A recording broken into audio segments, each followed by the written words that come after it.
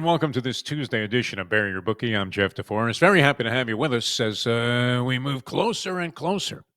The old Grand Funk Railroad thing. I'm getting closer to my home. You guys didn't tune in to hear me sing, although I do have something to sort of bitch about a little bit in regards to the fact that I believe there is an Italian conspiracy to bury Jewish bettors like me. I'll get into that in just a sec here because it's kind of interesting what's been happening. And you always have to consider the source when you're getting a tip on any kind of gambling proposition, whether it's a football game, prop bet. Consider the source, especially if it happens to be in the great sport of Kings thoroughbred racing. Now, if you are betting, and it doesn't matter what you're betting on, Bet Online continues to be the world's most trusted betting platform, your number one source for online betting in 2025. Whether you're a seasoned fan or a first-time bettor, never done this before, gonna have a little bit of beginner's luck. That's great. Bet Online is your ultimate game day competition and companion. With the largest selection of odds on everything from football, the NBA, college basketball, NHL, UFC, Bet Online is the number one sports betting source for the new year, 2025. Going to be a big one, we're hoping. I don't know that we all get out for 2024, but certainly there's reason to be optimistic right now. From touchdowns to three-pointers and hat tricks, BetOnline has you covered on every game, every play, and every win. BetOnline, the game starts here. All right, a lot of things to talk about. I did want to mention, I gave a vague reference to some kind of Italian conspiracy against the Jews. I'm not sure it turns out to be that extreme, although, and consider the source. Somebody told me a long time ago that the worst touts at the track aren't the trainers necessarily, who are often overly optimistic about their horses' chances. Many of them will deadpan you. You go up to a Todd Pletcher, he's got some $3 million monster, or like Baffert did when he unveiled Barnes, who just won and romped in the San Vicente at Santa Anita in only his second start. First start was a little bit shaky, a little fugazi. Horse was all over the track, still won at like 1-9. This was a $3 million purchase. And, you know, one of those guys like Baffert or Pletcher, you'll ask him about the horse. Yeah, it's working well. It's like, you got to be kidding me. The horse is a monster. Secretariat is rolling over in his grave thinking about how great this horse is about to be and make his legend a distant and forgotten memory. But trainers sometimes tend to be overly optimistic. Oh, yeah, my horse, she should run good today. The verb texts and tenses are way off base when thoroughbred racing has its own language. He win today. Always, a little bit troubling, but nonetheless, you understand. You understand what they're talking about. But in this case, a friend of mine who is from Italy and has been here in the States for some time, and big horse racing guy, a stone degenerate, and he's getting tips directly from a couple of jockeys that are also of Italian descent. I want to name names to protect the innocent here, but, and these are horses that these particular jockeys are not even riding. They just happen to, word gets around on the backstretch, hey, you know what, such and such is working real well. He just ran a hole in the wind in the morning under the cover of darkness. Going to be worth the play today. First flash on the board, the horse is 3-5. And you're thinking, who's at the track today? Pete Rose, posthumously? Sending it in and knocking those Tampa Bay starters down to 1-9 on the first flash because he had to get back and go back to, his baseball duties there in St. Petersburg. And sure enough, we get the word yesterday, and this is 2 days in a row, that coming straight out of the jocks room, a tip on a horse. One was 19-1. The one yesterday got bet down by the public and whoever else was in on this. It was like a universal tip. And it's bet all the way down to, ended up going off like 9-5. Sorry, so it should have been 15-1. And when you're betting Turf Paradise tips also, you would have to consider your mental stability somewhat suspect. But it came from supposedly an impeachable source. Sure enough, both of those horses finished last. So be careful. And it doesn't matter if you're at the racetrack. Of course, anybody can lose. But especially, and I think there should be an investigation. I don't know what it is, but this whole Italian jockey conspiracy has not been especially favorable for my wagering so far. Now, you guys are probably much more interested in these football games. It was Black Monday yesterday, and interesting from many different perspectives. Not the usual bloodbath that we normally anticipate. We did have Doug Peterson lose his job early in the morning with the Jacksonville Jaguars. That may have been a break for Peterson, although he seems like a very dedicated guy and somebody that would much rather work for the money than get paid by this crazy Michigan owner and have him pay him to go away. That was always a dream of mine in the media business. So it was to sign a 5-year guaranteed contract and get fired on the first day. What could be better? All of these people that are crying they need to get out of town, like Jimmy Butler here in Miami and Tyreek Hill. I mean, they have these big fat guaranteed contracts, as guaranteed as an NFL contract could be. And certainly Jimmy Butler making $50 million for going off in the corner like some 8-year-old and sulking, shooting one-legged three-pointers when he's not even a significantly accomplished three-point shooter to begin with. It's not a pretty scenario. The guy's getting paid anyway. You wish you could. And to be a fired and a failed head coach in the NFL, I'm not sure what length of time Peterson had on his contract. He's been there, 3 years? Did some good things the first year, but wasn't able to really get Trevor Lawrence over the top. And then Lawrence has been getting blasted, so he's been afflicted with an assortment of injuries. And probably, you would have to say, as talented, what was he not the surefire can't miss pro prospect, the best one since Andrew Luck came into the league? I don't know that he necessarily showed flashes, but I don't know that he necessarily measured up. And that could have a lot to do with coaching, no question. Because if you look at Justin Herbert, who many Dolphin fans wish had been taken at number 5 instead of Tua Tagovailoa, the injury-prone, smallish quarterback who has one of the quickest releases we've seen here since Danny Boy, but nonetheless, if he's not on the field, right, the most highly regarded ability is availability, is it not? And you just signed a guy and a brick of a contract right now where you didn't have to give him the money. It could have been more hard line, as the heater being with Jimmy Butler, with Tua. Made him play the last year of his contract, his rookie deal, at a very discounted rate, and then franchise tagged him next year if you thought that he showed enough to believe that he was going to be the guy that was going to lead you to the promised land. But that's what happened. Black Monday was a bitter disappointment for a lot of people that are looking at scorched earth and the kind of carnage that many coaching candidates would have liked to have seen. And GMs, too, survived. GMs in startling fashion. You were expecting heads to be rolling like you were at Don Carter Lane somewhere in the middle of Paramus, New Jersey. But didn't happen yesterday. The Colts, their GM, Chris Ballard, certainly the subject of much scrutiny and not necessarily the most flattering of comments. Jim Irsay, of all people. I don't know what drugs he was on, but he says unequivocally that, hey, this guy's staying, man. He's my man. So no changes there. Brian Daboll and Joe Shane, who are with the New York Giants, were suspect. Popular figure, Brian Daboll. Everybody likes him. But as we were saying on the show yesterday, when a coach goes from being a fat guy to losing a bunch of weight, whether he was gargling with Ozempic or running stairs, as Tony Sperano was doing when he was with the Miami Dolphins, he had a good year. And then he lost a bunch of weight. And the next thing you know, he couldn't win a fixed ball game. Same thing, Rex Ryan, a couple of good years as a fat man, gets the stomach stapled. Next thing you know, the Jets are in the toilet. He goes to the Buffalo Bills and buries that franchise too. By the way, a candidate, as is the remarkable status of Mike Vrabel. Is Rex Ryan a realistic candidate, or does Bill Cowher have a better chance of getting a head coaching job right now in the National Football League, which everybody always speculates. I guess that's finally dissipated. The business where whatever job opens up, it's like, oh, yeah, well, they ought to talk Cowher off the set there at CBS. Which, does Dan Campbell not have a little Bill Cowher in him? You see a little Bill Cowher in Dan Campbell? They sort of have a similar drill sergeant-like approach.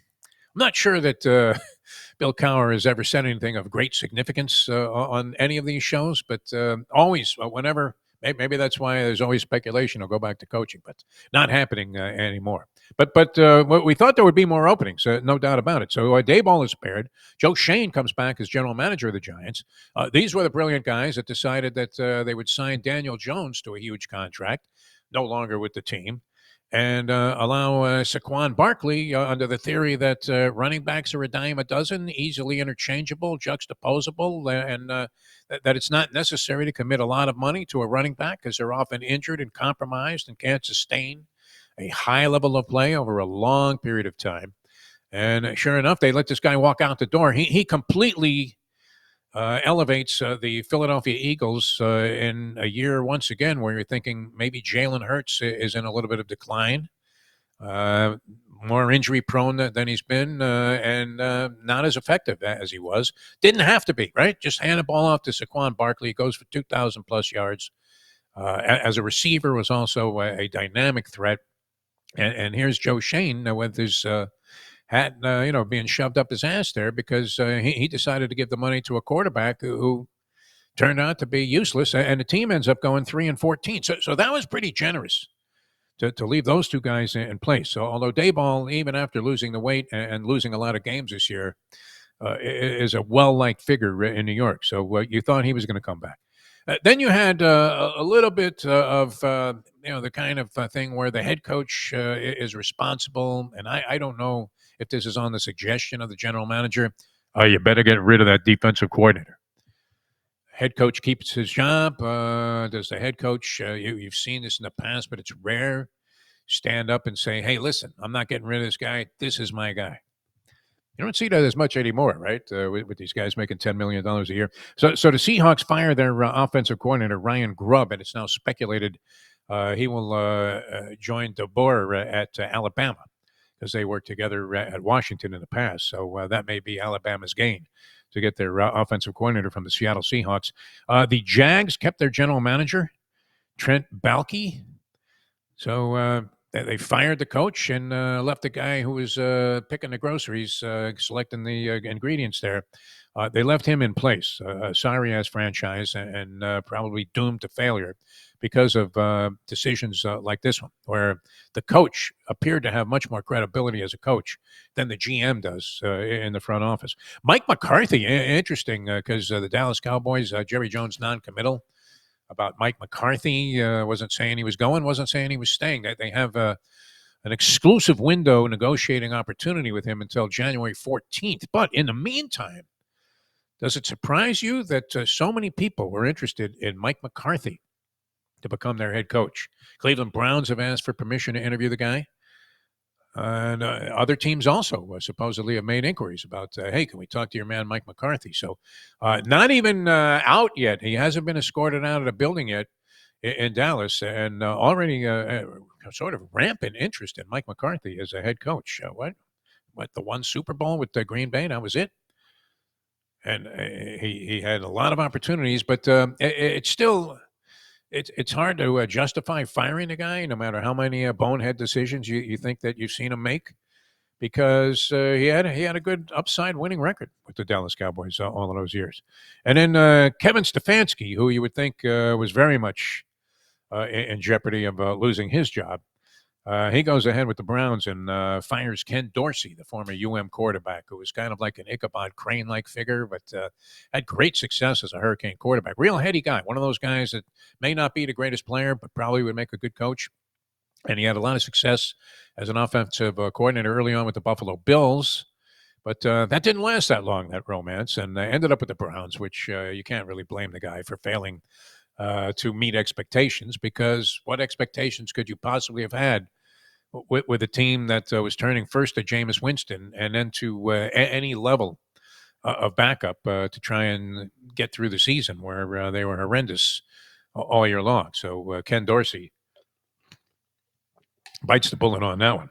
All right, the games coming up over the weekend should be very interesting as we get to the NFL. And I don't know how solid your opinions are about these various teams. It does appear that the favorites would be in a strong position to prevail. Maybe the Bucks-Washington game. Is that the most questionable in terms of debating which side's going to come out on top? Washington started out, I mean, they looked like they were going to grow into a team that was somewhat invincible, and then started to waffle a little bit and teeter. And in the second half of the season, certainly showed a lot of vulnerability, although they did make it into the postseason. Bucks, very suspect final game performance there when they needed it badly against the lowly New Orleans Saints, who had no chance to do anything. And thank you, Saints, for recovering the point spread there, because you had to really question your sanity to even take 14 and a half with the New Orleans Saints in that game against the Bucks, who needed to put on a dynamic performance, much like you were expecting from the Denver Broncos against those Kansas City Scrubs. So the Buccaneers maybe showing signs of coming back to the pack a little bit, laying 3 against Washington. Very interesting game there. My first instinct, and this is ugly because there's no way that you want to be known as Mr. Chalk, is there, people? Is that like the biggest insult to any degenerate gambler? Oh, yeah, you know what you are? You're Mr. Chalk. Guys that bet the favorites all the time, they are despised at racetracks. So when some guy's screaming for a 3 to 5 shot, I don't care if it's even completing a pick 6 that's going to pay $100,000. Then I guess it's justifiable to be rooting for the odds-on favorite. But other than that, I mean, you are reviled by people for screaming, "Come on with that 7! Come on with that 7!" And the horse is 3 to 5, and all the other guys that are at the bar or wherever you happen to be hanging out are looking at you going, "Yeah, go ahead. Fuck you and your favorites." Disparaged. I mean, universally despised by anybody that's gambling. But I mean, when you look at this, where do you find value in the underdog? Are the Rams at home? Sam Darnold was, as we said yesterday, he was doing the old Christopher Cross with those passes to Justin Jefferson, right? Sailing. The old joke applied, right? About Darnold in that game. He could overthrow a small country the way that he was passing the ball. Everything was sailing high on this guy. Mitch Williams, as we said, the wild thing coming out of the bullpen there and walking the first 2 guys on 8 pitches. Minnesota, great season they had. Beyond the scope of anybody's wildest imagination, especially after McCarthy went down and had to go with Sam Darnold. And you're thinking, here's a guy that's already like a Larry Brown type of journeyman vagabond when it comes to the number of teams he's been on. Had the big shot there with the New York Jets. They were in desperate need. You thought of the quarterbacks that came out in that particular draft that he possibly, even though USC quarterbacks in general have not fulfilled the kind of anticipation they had coming into the league after accomplishing a lot in college. This goes way back. And we don't know. Obviously, 1 year with the Bears, not enough to judge Caleb Williams. But in general, I mean, who's been great that's come out of USC as a quarterback? Carson Palmer, you could say, but make a case for a lot of those guys like Matt Leinart, these type of quarterbacks. They had a guy many years ago, Paul McDonald, you thought might be a good pro. Pat Hayden, another one. Yeah, I mean, they weren't overwhelmingly dynamic as pro quarterbacks. So Darnold coming out of USC, though, he looked to be more of a prototype, a professional quarterback, NFL quarterback, than some of the others that we've seen come from that institution of higher learning. But still, I mean, just a catastrophic failure, you would have to say, when you're trading a guy or letting him go after a couple of years, using a number 3 pick on a quarterback. It's a disaster. It can be catastrophic to an organization because you were hoping that this guy would be the solution to not have you in that position again the ensuing couple of years, which is unfortunate. When that's happening, then the problem has not been solved of having your franchise quarterback. Believe me, well aware of this from ever since Danny Boy retired. It's been a staggering amount of stiffs that we've had to try and embrace with the Miami Dolphins, and we still don't know if Tua Tagovailoa would be something that we wanted to wrap our arms around.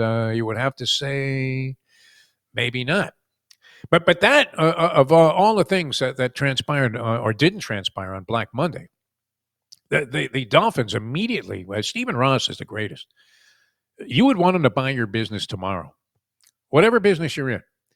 Because I always was screaming that I wish Stephen Ross would have bought like iHeartMedia. We wouldn't have had to have those dreadful staff meetings with the CEO, Bob Pittman, telling everybody how wonderful they are, how valuable they were to the organization, and how nothing could be happening of a positive nature unless we had the hardworking staff and dedicated people that are in this building right now.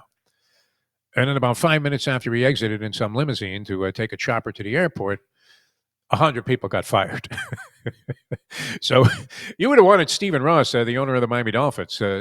Everything's okay with this guy. People that aren't even in a position to renegotiate contracts 2 years before their contracts are even up, and you wouldn't even be talking about extensions or any of this stuff, any type of reevaluation, probably for another year or so. He's giving them money, and then now that they're turning their back on him.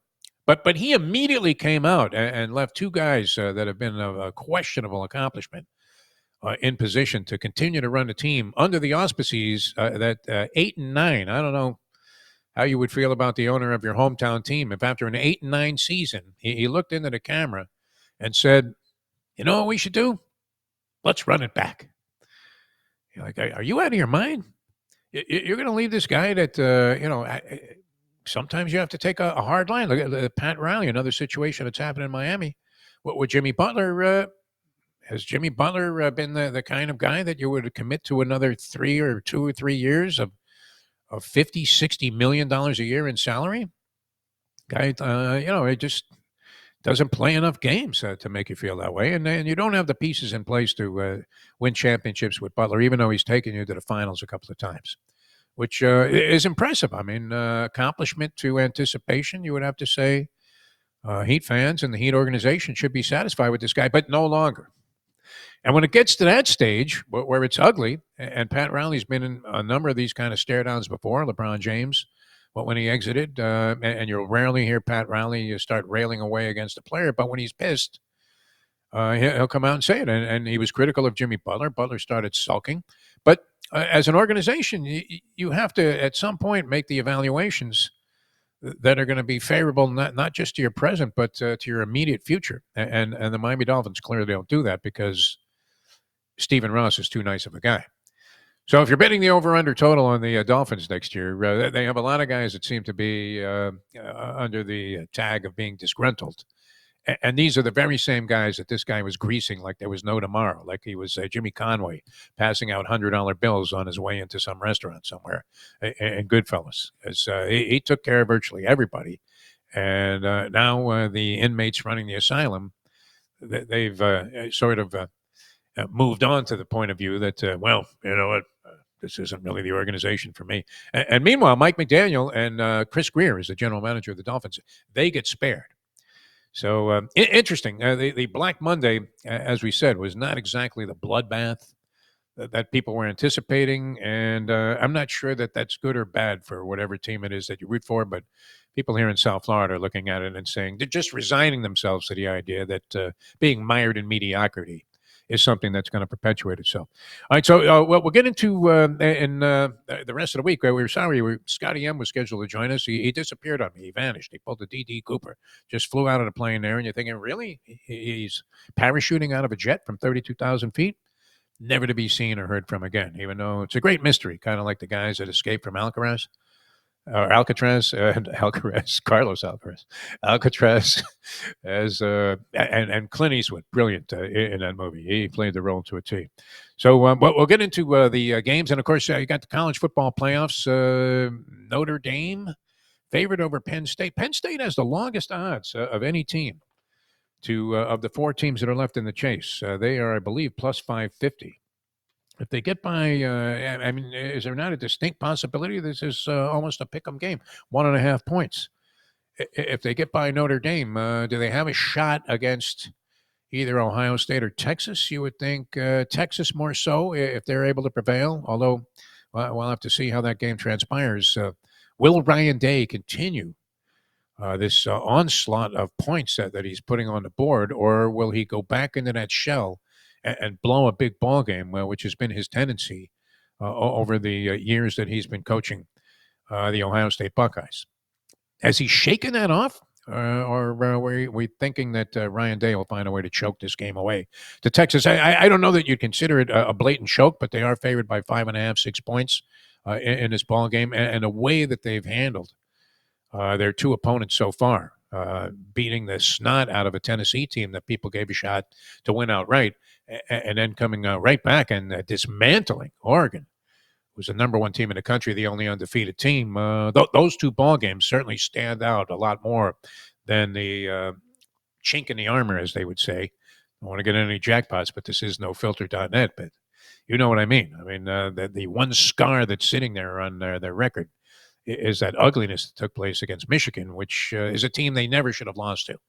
That you would have to put just squarely on the maybe most ridiculously ill-conceived game plan in the history of sports. So do you factor that into your equation as you're trying to figure out whether or not to lay 5.5 or 6 points with the Ohio State Buckeyes? I'm thinking they prevail. I think they keep this going. I believe they found their rhythm. So, yeah, call me Mr. Chalk, but there's another one where we're on the side of the favorite. I would take a shot with Penn State, Notre Dame having kind of a Cinderella year. But in a game that looms as somewhat of a toss-up and very hard to get an equation on, if you're doing sabermetrics and analytics and all of this stuff, I don't know. I mean, can we strictly decide the outcome of this game by numerology? Even all of the analytics and the computer printouts and all of this are saying that, hey, this is razor close. Notre Dame, I think, is always going to get a little bit of the benefit of the doubt from the public in terms of money being sent in. Because they are, I don't know, are they the most popular team in the country in terms of national fan base and international fan base? Could be. I've despised them forever. So it's hard for me to plug that into the equation. But I do believe that Notre Dame is routinely overbet throughout the years and may be the case this time out. So if we buried you with that selection, I'm leaning right now towards just going and taking a 1.5 with Penn State and figuring they have an excellent chance to win the game on a money line. But, yeah, I mean, a lot of it looks very chalky, doesn't it?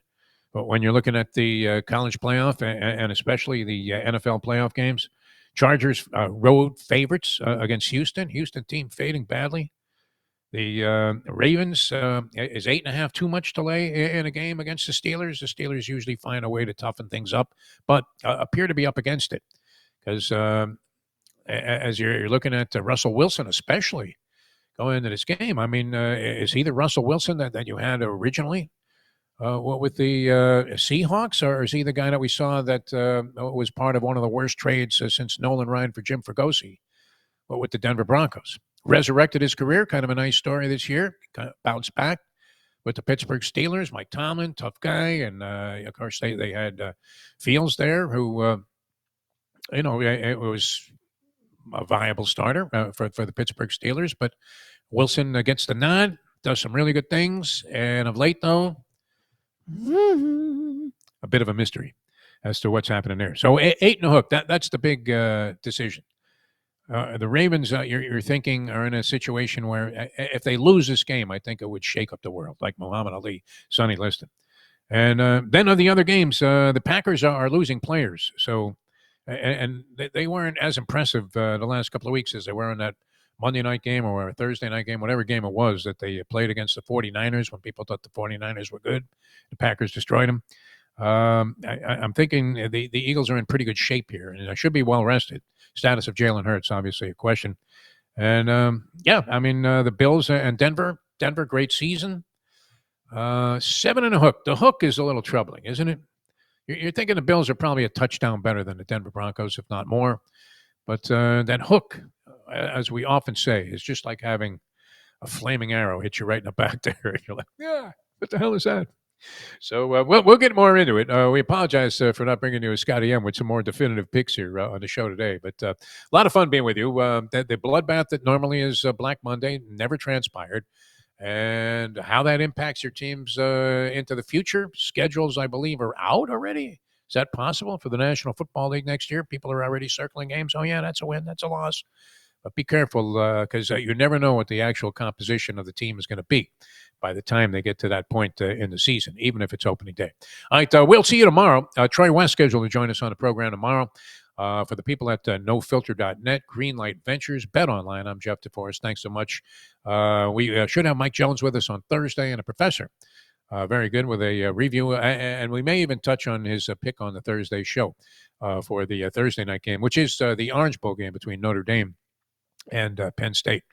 So looking forward to that. And it's right around the corner. A lot of exciting football action to get involved in the coming days. And we'll have that all pegged for you on the next edition and next couple of editions of Bury Your Bookie.